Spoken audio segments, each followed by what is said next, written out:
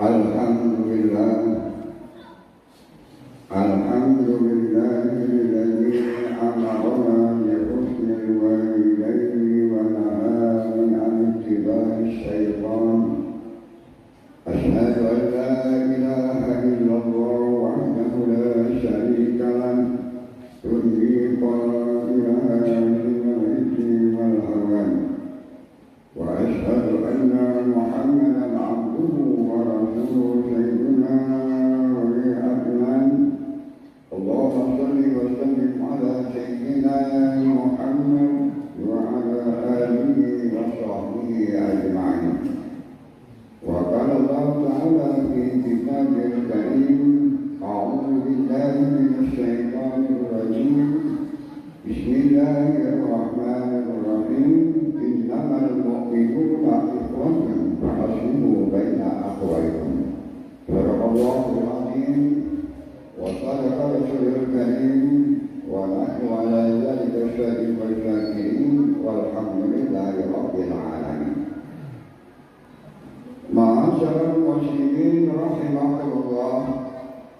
Judul khutbah kita pada hari ini adalah menjaga keharmonisan dengan saling memaafkan. Mengawali khutbah kita pada hari ini, marilah kita senantiasa bersyukur kehadiran Allah Subhanahu wa Ta'ala.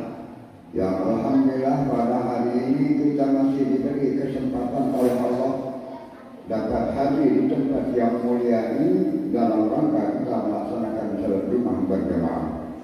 Selawat serta salam mari kita sambung agungkan kepada panutan kita, yaitu Nabi Muhammadin sallallahu alaihi wasallam. Mudah-mudahan kelak kita akan dapatkan ucapan beliau di yaumul hisab. Amin ya rabbal alamin. Saudara-saudara kaum muslimin yang dimuliakan oleh Allah Subhanahu wa Ta'ala, alhamdulillah kita sekarang masih berada di bulan Syawal, tepatnya tanggal 12 Syawal, yakni bulan Idul Fitri, bulan suci dan bulan yang penuh maaf. Setidaknya tradisi saling maafkan masih kita pegang sebagai pedoman bersaudara, berkeluarga, bermasyarakat, sebagaimana hadis yang kita ketahui al-muslimu akhul muslim. Artinya muslim itu dengan yang satu dengan lainnya adalah saudara. Ma'asyiral muslimin rahimakumullah, kalimat takbir selalu kita kumandangkan, baik di masa-masa damai dan tentram ataupun masa kritis dan mencekam. Kalimat takbir yang sama yang kita kumandangkan setiap salat adalah kalimat takbir yang dimandangkan oleh para pahlawan bangsa kita pada tanggal 10 November 1445. Kalimat takbir ini melambangkan keagungan dan kebesaran Allah Subhanahu wa Ta'ala. Kalimat ini pula lah yang mempersatukan seluruh umat Islam di atas muka bumi dalam kandungan takbir tersantar aneka kesatuan, seperti kesatuan alam semesta, kesatuan dunia dan akhirat, kesatuan natural dan supranatural, kesatuan ilmu dan kesatuan umat. Ma'asyiral muslimin rahimakumullah. Dengan kesatuan alam semesta, maka segala wujud di alam raya ini, dari yang terkecil sampai yang terbesar, benda-benda bernyawa atau tidak, baik yang terkecil, indra maupun tidak, seluruhnya berada dalam satu kendali, yaitu diciptakan dan diatur oleh Zat yang Maha Agung, yakni Allah Subhanahu wa Ta'ala. Dia mengendalikan seluruh alam yang tiada satupun dari isi dunia yang dapat mengelak dari ketetapan Allah Subhanahu wa Ta'ala. Mari kita simak dalam surat Al-Ra'd ayat 15 yang artinya hanya kepada Allah lah segala yang ada di langit maupun yang ada di bumi bersujud, baik dengan keinginannya sendiri maupun terpaksa, dan bersujud pula bayang beriman di waktu dan bersama. Dalam satuan alam raya inilah seluruh makhluk harus bekerja sama dalam kebajikan. Dari sinilah rasa aman dan damai memperoleh pijakan yang kuat. Kita sebagai manusia yang beriman kepada Allah Subhanahu wa Ta'ala dicipta menjadi khalifah di atas muka bumi ini, sehingga kita harus mewujudkan kedamaian. Nah, sebagai khalifah Allah, tugas kita dimulai dari lingkup yang terkecil, mulai dari diri sendiri, keluarga, lingkungan, masyarakat, bangsa dan negara, bahkan seluruh jagat raya yang lanjutkan menjadi kekal di akhirat nanti. Kedamaian bermula dari jiwa manusia. Tidak akan ada kedamaian jika terdapat perselisihan, bahkan dengan diri sendiri sekalipun. Karenanya setiap individu mukmin haruslah tunduk dan patuh pada satu penguasa, satu pengendali yang menciptakan keselarasan di atas muka bumi ini, yakni Allah Subhanahu wa Ta'ala. Jangan pernah berani membuat perselisihan dengan Allah melalui cara-cara mempertunjukkan. Janganlah pernah mencari perlindungan selain perlindungan kepada Allah Subhanahu wa Ta'ala.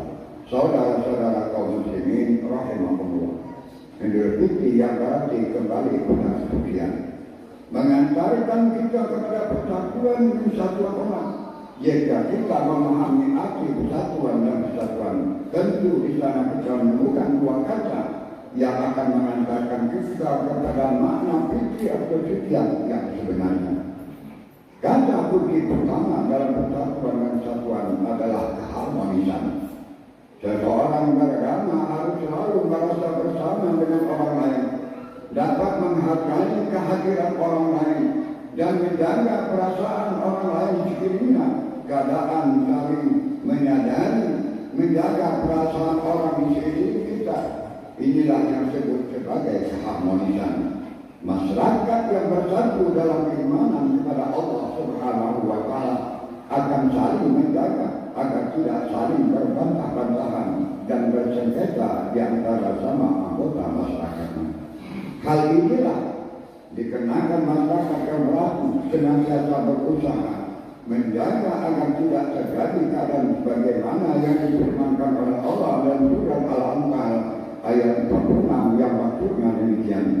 Dan taatlah kepada Allah dan Rasulnya, dan janganlah kamu berbantah-bantahan yang menyebabkan kamu menjadi gentar dan hilang kekuatanmu, dan bersabarlah, sesungguhnya Allah beserta orang-orang yang sabar. Saudara-saudara kaum muslimin yang berbahagia, dalam masyarakat yang harmonis, egoisme seorang muslim menjadi lebur dalam kesegeraan dan keselamatan manusia sebagai hamba Allah yang bertobat. Masyarakat yang harmonis selalu membangun hubungan atas dasar kesatuan visi dan misi dalam ketakwaan, keimanan dan kebaikan. Marilah kita saling berlomba-lomba dalam kebaikan, mari kita menjaga keharmonisan. Dalam masyarakat yang harmonis dalam persatuan dan ketakwaan akan saling terlibat dalam keseharian sebagaimana yang digambarkan oleh baginda Rasulullah SAW. Bagaikan manusia kita, manusia bagaikan satu dada. Bila salah satu orang yang merasa penderitaan, maka seluruh tubuh akan merasa demam dan tidak bisa tidur. Saudara-saudara kaum muslimin rahimahumullah, kata kunci dalam persatuan dan kesatuan umat yang kedua adalah saling memaafkan. Pada zaman pra-Islam, orang-orang akan sangat merasa tersinggung, memendam amarah dan menunggu waktu untuk balas dendam jika disakiti. Kemudian datanglah Rasulullah SAW dengan ajaran baru, yakni ajaran untuk saling memaafkan. Ketika pada zaman nanti orang-orang enggan memaafkan, maka Allah menegur mereka dalam surat An-Nur ayat 22 sebagai berikut. Maka Allah menegur mereka dalam firman-Nya yang artinya, dan tidaklah mereka maafkan dan berlapang dada. Apakah kamu tidak ingin bahwa Allah mengampunimu, dan Allah adalah Maha Pengampun lagi Maha Penyayang. Saudara-saudara kaum muslimin rahimahumullah, demikianlah khutbah Jumat yang dapat saya sampaikan hari ini. Mudah-mudahan dapat manfaat bagi kita dan keluarga kita. Amin ya rabbal alamin. Ja'alana Allah wa iyyakum minal faizin minal amin warhamna bi rahmatikal azim wa adkhilna wa iyyakum ila jannatin na'im. Aqulu qawli hadza wa astaghfirullah li wa lakum wa li sa'iril muslimina wal muslimat wal mu'minina wal mu'minat fastaghfiruhu innahu huwal ghafurur rahim.